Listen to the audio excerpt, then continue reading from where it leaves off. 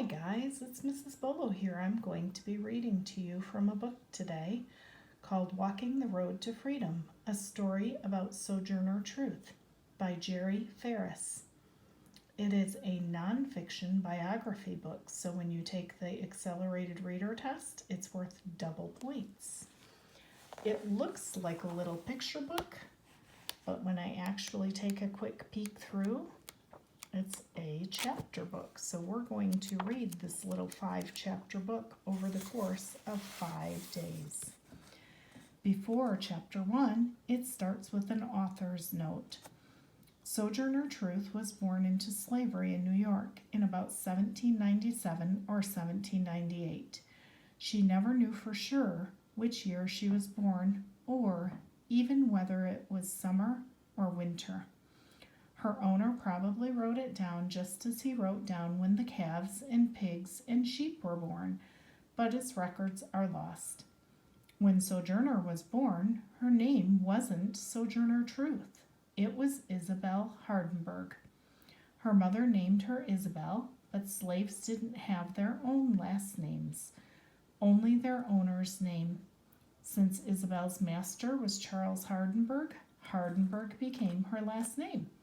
And since every time a slave was sold to a different owner, the slave took the new owner's name, Isabel had several different last names before she finally became Sojourner Truth.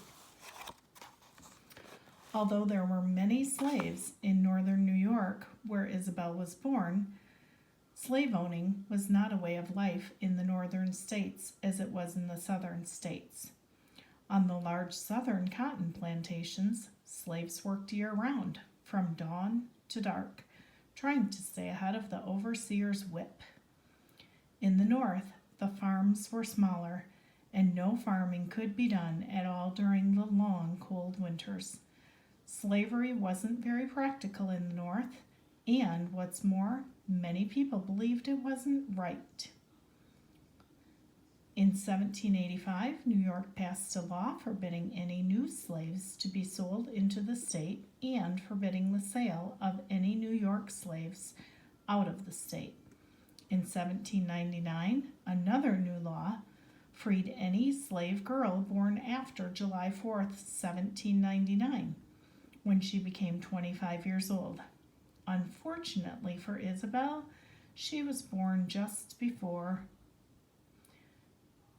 July 4th, 1799. But Isabel became Sojourner Truth, and she did something about slavery. Chapter 1. Sold for $50 the Negro girl Isabel Hardenberg and 100 sheep to John Neely. Isabel jumped when the auctioneer's whip hit her back. She saw her mother and father looking up at her from the crowd. "Be a good girl, Belle," Mama Bet cried. "Obey your master." Tears ran down Mama Bet's cheeks, and she clung to her husband's arm. All of Mama Bet's children had been taken from her and sold away. 9-year-old Belle and her little brother Peter were the last, and both were being sold today. Belle wiped the sweat and tears off her face and walked down the wooden steps of the slave block.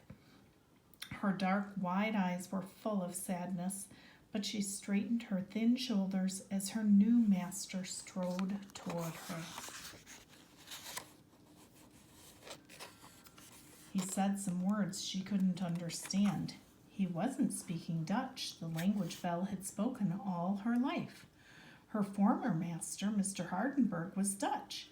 There were many Dutch farmers in New York State, and all of his slaves spoke Dutch, but John Neely did not. Mr. Neely shouted at Belle and pushed her toward a nervous flock of sheep at the side of the road. Dust swirled as the sheep milled around, keeping away from Neely's barking dogs. Neely shouted again, and the dogs herded the sheep down the road. Belle trotted behind. The road stretched ahead through forests of oak and maple, across brooks, up and down rolling hills. Belle was covered with dust from her bare toes to her bare head, by the time they reached the Neely farm, and she was as thirsty as a dry sponge. Mr. Neely opened the gate to the sheep pen. The sheep pushed in and dipped their heads into the water tank. "I know how you feel," Belle murmured.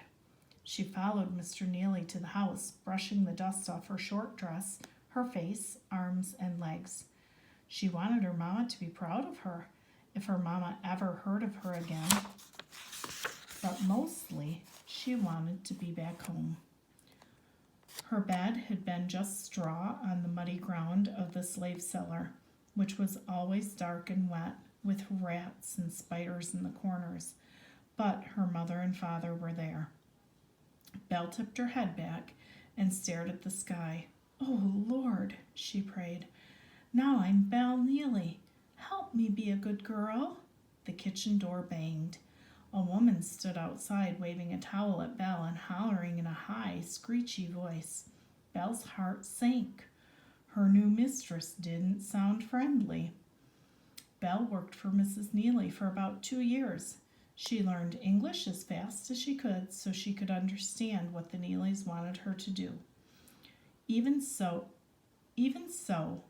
her face and back were often sore from slaps and beatings. One winter day, when Belle went out to get firewood, she stopped behind the woodpile. Her bare feet sank into the snow, but she didn't notice the icy cold. She looked up at the leaden sky. "I can't understand it, Lord," Belle said. "Is it right for them to hit me when I work so hard? Mama Bet said you would watch over us. Why don't you help me?" When spring came, Belle's prayer was answered. The Neelys sold her to Martin Shriver for $105. The Shrivers' farm was close to the Hudson River and was surrounded by dark woods and granite cliffs. The farm was close to the town school, too, but Belle did not go. The Shrivers were kind to Belle, but it probably never occurred to them that she might want to go to school. After all, a slave didn't need book learning to scrub and clean, wash and iron, and hoe and plant, so Belle never did learn to read or write. But she could speak 2 languages, English and Dutch. While Belle was at the Shrivers, she began to make up songs for every occasion. She sang to herself as she walked to town to buy sugar and coffee and calico cloth. She sang as she stood outside the white folks' church and listened to the old hymns. She sang as she fed the chickens and the pigs and wiggled her toes in the soft dirt. She sang as she hoed and weeded the pumpkins and the corn, feeling the warm sun on her long, long legs. Then in 1810, Mr. Shriver sold her to John Dumont of New Paltz, New York, for a nice profit. That night, Mr. Dumont wrote in his account book, for $300, Belle, about 13 years old, 6 feet tall. Dumont soon realized he had bought a treasure, a tall, strong young woman who could do field work as well as any man, and who could also do the inside cleaning and washing. So Belle did both. "She's better to me than a man," Dumont told his friends. Late at night, when Belle lay down in the slave kitchen, she always repeated the Lord's Prayer in Dutch, as her mother had taught her. Belle had learned from other slaves that her mother had died and that her father was being passed from farm to farm, too old to work and almost blind. She desperately wanted to see him again, but Dumont would not let her go. There was too much work to do, he always said. Here's Belle out in the barn with the pigs.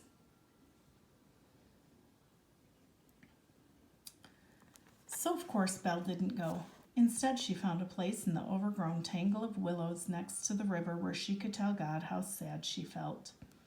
One day, as she hurried to her secret place under the trees, Belle met Bob, a tall young man who belonged to the owner of a neighboring farm. They saw each other often during the summer, and Belle discovered with joy that she could tell Bob what was in her heart. She felt warm with happiness. But Bob's owner was not happy. If Bob and Belle married, their children would belong to Mr. Dumont. So Bob's owner beat him severely in front of Belle and dragged him away. Belle knew she would never see Bob again. Soon after that, Mr. Dumont had Belle married to one of his own slaves, an old man named Thomas. Belle's first baby, Diana, was born in 1815.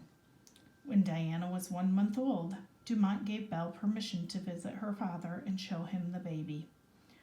Belle wrapped Diana snugly and set out walking toward the farm where her father was last seen. The woods were brilliant with red and orange leaves, and the morning sun softened the frosty bite of the autumn air. Belle began to sing, making up words of joy for the chance to see her father. It had been a long time since she had sang, and her deep, rich voice shook the birds right out of the trees. Belle walked for 12 miles, stopping only a few times to rest and to feed the baby. Then she saw the farm where her father was supposed to be. Belle held Diana tightly and ran to the slave quarters, but her father was not there. His masters had gotten tired of feeding the old blind man who had worked for them all of his life. They had sent his father with 2 other elderly slaves to a cabin in the Catskill Mountains where they were free to take care of themselves. Belle never did see her father again. That winter she learned that all 3 old people had died in their cabin in the snow. Belle's baby Diana was growing up healthy and strong, and within a few years Belle had 3 more children, a boy she named Peter after her little brother, and 2 girls, Hannah and Elizabeth. Belle still worked inside washing and cleaning and outside in the fields, even though she had 4 children to tend. She saw that other people, black and white, sometimes did their work poorly and left it that way. But Belle couldn't rest until her work was finished properly. Sometimes she worked all night leaning against the wall or on her broom to rest. The other slaves laughed at Belle for working so hard, but Dumont noticed her efforts and praised her. Belle began to think that perhaps Dumont was like God. Her master seemed to see everything she did, and Belle believed that he was as honest as she herself was. Her son Peter was a bright, happy little boy.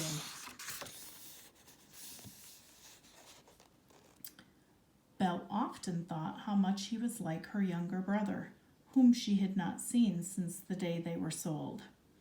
Belle was thankful that Master Dumont didn't want to sell any of her children, and in fact, according to a new state law, he could not sell them outside the state of New York. But when Peter was 5 years old, Dumont did sell him. Belle ran to Dumont. "Master," she cried, "you had no right to sell my son." "I had every right," Mr. Dumont said, "and it will be good for him. He's going to be a gentleman's servant for Dr. Gedney in New York City." Belle felt cold inside. She searched frantically for Peter, but he was already gone. She had not even had a chance to say goodbye. Mr. Dumont was surprised at Belle's reaction. He had always thought that slaves didn't have deep emotions. This belief made it easier for Dumont and other slave owners to buy and sell the children born to slaves. But Belle seemed genuinely upset. So Dumont promised her that if she worked extra hard, he would free her in 1 year instead of waiting 2 years for New York's Freedom Day for all slaves, which was July 4th, 1827. Here's Belle and her other 3 children. They're watching her work really hard out in the fields. According to Dumont's promise, Belle would be free after the next summer's haying time. So she did work extra hard. That winter, she often worked most of the night